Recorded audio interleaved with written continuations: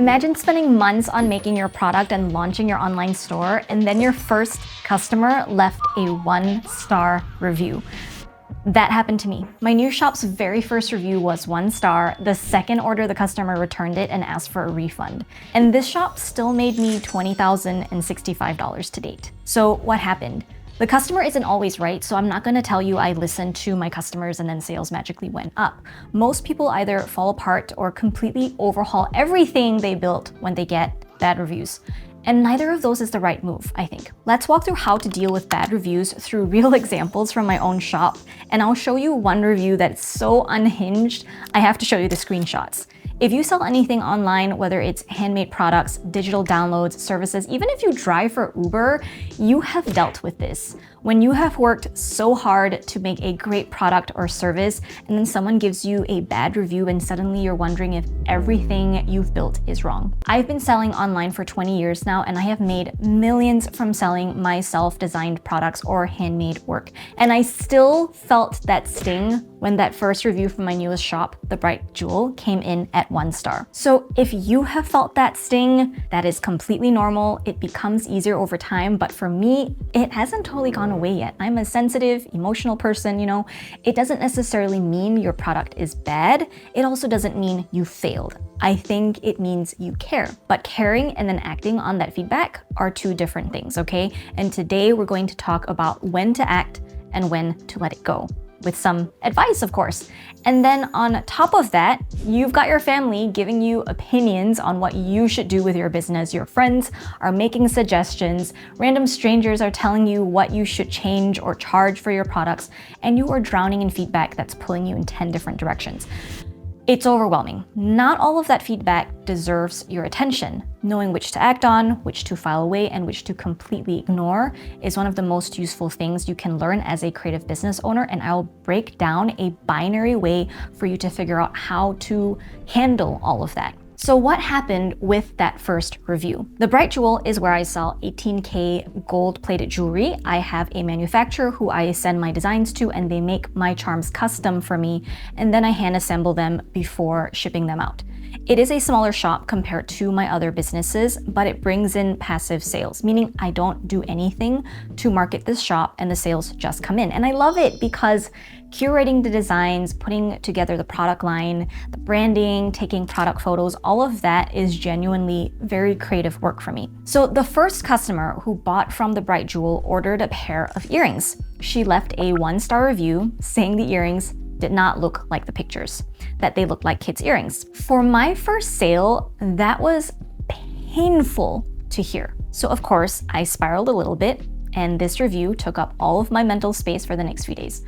Now, I went back and I looked at the photos. I compared them to the actual product just to see if there was maybe any glimmer of truth in what she said. And here's what I decided. Her opinion is valid. She didn't like them. That's real. But I looked at those earrings and the photos side by side, and I genuinely disagreed with her. They look like the photos to me. They are well made, they have a weight to them, they have good action on the hooks, and the crystals really sparkle, and they aren't like cheap plastic. They weren't kids' earrings. So I made 0 changes to that listing. And I think this is actually a skill that we learn as business owners, right? It's not easy, but when feedback comes in, you have to step back and ask yourself 2 questions. First, is this person my ideal customer? And second, is this feedback accurate? In this case, I did not think so. So, agree to disagree. Some people just have wildly different expectations than the reality, and when those two don't match, people get upset. But here's where it gets more interesting, because not all feedback I've gotten has been like that. Some of it was completely right. And that's what makes this hard. So the second order I got, was for an Amazonite necklace that I carry, and the customer messaged me and said the color in the photo looked different from what he received. He said it looked more bluish in real life than the photos pictured. Now, of course, the first thought I had was, oh my God, is this shop doomed to fail? What is wrong with it? Do I have a really bad product or something? Which is super disappointing, right? Because I spent months creating this business, but honestly, that second customer was right. The photo did make it look more green than it actually was in person, so I changed it. I updated the listing, I fixed the photos, and I made sure the color was represented accurately. So that's the difference, right? One review that came in and I evaluated and said, no, this does not reflect reality. Another came in and I said, yes, this is a real issue and I can fix it. Both times I got emotional, but I made a decision based on what I could actually see, not based on my emotions or my fear of bad reviews, right? And that's the framework I want you to use every time feedback comes your way. Now, I want to share something that happened more recently because it is wild and also honestly kind of funny in a painful way, like really cringe. We all like to see that, right? So I'm going to show you a screenshot because you have to see this for yourself. I had a customer over Valentine's Day order a scented heart and taco necklace from my other shop, Tiny Hands Jewelry. She received them and then she left her review. She wrote, "They are cheap and stink, don't bother." And then she went on to say the waffles and tacos smelled horrible, the chain was too thin, they were not usable, not wearable, not giftable, and ended with, "It is cheap junk." Jesus Christ. And as if that wasn't bad enough, because obviously my products are so bad and thousands of previous happy customers are wrong, 4 minutes later, she goes back and changes the first review to "not a scent, absolute stench," which is like contradictory. Did it smell or did it not? And she said, "I did not describe how bad these were well enough." Now look, there are a few things going on here. First of all, my charms are scented. That's a product feature at Tiny Hands. But I have found that scent is deeply personal and subjective. What one person finds delightful, another person finds so stinky. So there may be something real in there about whether the scent was enjoyable to her. But here's what she didn't do. She didn't email me. In every order I send, I include a message asking customers to reach out if there was a problem, if they're unhappy, and I want to fix it. That is genuinely my goal. I want my customers to be happy.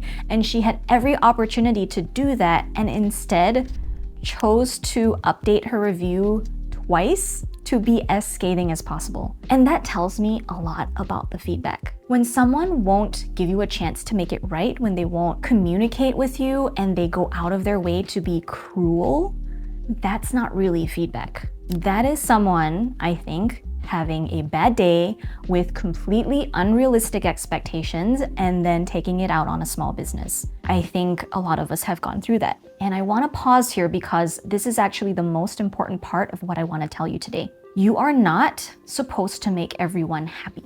You have an ideal customer, someone who loves what you make, values the craft behind it, and is excited to receive it. That person exists, I promise you, pinky promise. I know she exists because I have plenty of customers who love their orders and come back again and again and have spent thousands of dollars on my shop over the years. When someone who is not your ideal customer buys your product and doesn't like it, I mean, that's almost guaranteed to happen, right? You didn't make it for that non-ideal customer, so there is automatically a mismatch. Your craft is fine. They were just never the right buyer to begin with. And your goal should never be to get 100% 5-star reviews anyway. I know that sounds counterintuitive, especially if you're newer in business, but to get a 5-star review from every single person means you would have to make a product that is so bland and so safe that it pleases no one. You would have to strip out everything that makes it special, different, or opinionated, or unique. Also, it is impossible to do, so don't even bother trying. If you're a 4.5 or a 4.7 star business, that is actually super healthy and you don't have problems that need fixing, okay? More or less saying this to remind myself. The people who love your work love it because of the specific choices you made as the artist, and those same choices are exactly why some people will not love it. That is fine, and that is the correct thing to do in business, actually. And if you want to go deeper on how to find more of those right people without relying on Etsy or posting on social media every single day, I have a free workshop where I walk you through my roadmap for making consistent $1,000 sales months, selling your work online to those right customers. The link to join is in the description, so make sure you sign up after you finish this video. So we have talked about customer feedback, but there is another kind of feedback that can be just as overwhelming and honestly sometimes harder to deal with. And that is the feedback you get from people close to you. When you start sharing your business journey with your family and your friends, you're gonna get a lot of opinions, a lot of them. People will tell you what you should sell, how you should price it, what platform you should sell on, what your branding should look like. And I think most of them mean well, but this is my permission slip for you in case you need to hear it. You don't have to take action on any of it, unless it's actually good advice. But most people aren't business owners themselves, and any feedback they have for you is just from watching some silly reel on Instagram, okay? It's not from real life experience. Here's what I say when someone gives me unsolicited advice that I probably won't use. Thank you. I really appreciate that you're thinking about me and my business. I will think about it. That's it. So you accept it, you thank them, and then you move on. You do not owe anyone an update on whether you followed their suggestion. You don't have to explain your decisions. Just receive it graciously and then let it go if you want. You are the business owner, you are the leader and the CEO, not the other person. So unless they invest in your business and have equity in it, they don't get a say, okay? And I say this because I know how quickly you can get buried in other people's ideas for your business. It is so overwhelming and noisy, and you have to be able to filter out the noise to hear the signal. So what is the signal? How do you know when feedback is actually worth listening to? Here's the rule I use. If one ideal customer tells you they wish you made a specific product or a variation of something you already sell, take note of it. File it away, but don't drop everything to make this new item, right? Or make this change in your business. If 3 to 5 ideal customers say the same thing, then that's a pattern and you should pay attention to that, because that repeated feedback might be your next bestseller waiting to happen. It's happened to me with my waffle necklace. One person saying, I wish you had this in green is just one person, right? But 5 people saying it, that is market signal. So here's a simple system for tracking this. Keep a spreadsheet.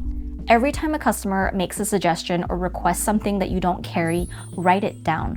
Put a tally next to it. At the end of every few months, look at what has accumulated, and anything that shows up once doesn't have to be acted on yet. Anything that keeps showing up though, consider making that item. So this is going to take a lot of the guesswork out of your product decisions and people's feedback, because you are no longer just reacting to whoever was loudest. You are responding to actual patterns in what your buyers want. I want to come back to something I mentioned at the beginning because I don't want to gloss over it. Getting a 1-star review on something you have poured your heart and soul and spirit into really, really hurts. Even if you know logically that not all feedback is accurate, even if you know this person wasn't your ideal customer, it still hurts. Creative people feel this differently than other business owners, I think. When you make something by hand, or you had spent weeks on a design, or you pour yourself into building a shop, I have found that product or that business has a piece of you in it. So when someone says it's bad, 1 star, it doesn't just feel like a product critique. It can feel personal. I have been doing this for 20 years, right? I have said this. I have made millions of dollars in sales from my creative businesses, and I still feel so crummy when I get a bad review. So if you are upset by your first bad review, or your first return, or someone's nasty comment on your product you made with your bare hands, or a social media post that you put on Instagram, I want you to know you're not too sensitive, okay? It is not your fault. You're not responding to this wrong. Despite what other people might have said about you, you just care about your work. That's actually a good thing. We just need to make sure that caring doesn't turn into letting one unhappy customer make your business decisions for you. When you get a bad review, pause before you react. Those emotions are totally normal. Just make sure you give yourself time and space to process them. And then once you're ready, ask yourself if this person is your ideal customer. Ask yourself if the feedback is accurate. And then you can decide. You are going to get bad reviews, okay? And I'm not being like a witch cursing your business or anything. That is just the reality of it. Every person selling anything in the world will get a bad review. You can just count it as that you've made it, right? You've hit your first milestone. Maybe you can look forward to it with enthusiasm now. Even the most loved brands like Disney or Apple or Costco, I don't know, insert whatever brand that you love, I can guarantee you they get bad reviews. The question is, what do you do with them? And if you can learn to filter the feedback that moves you forward from the noise that just brings you down, you're gonna be okay. So, how do you get more of the right people finding you in the first place? One of my students, Anuja, has been selling for years. She kept hitting the same ceiling and she couldn't break through until she made one change that felt completely backwards at first. But in 3 months, she made more sales than she had in the previous year. I have a video for that. Go watch that next.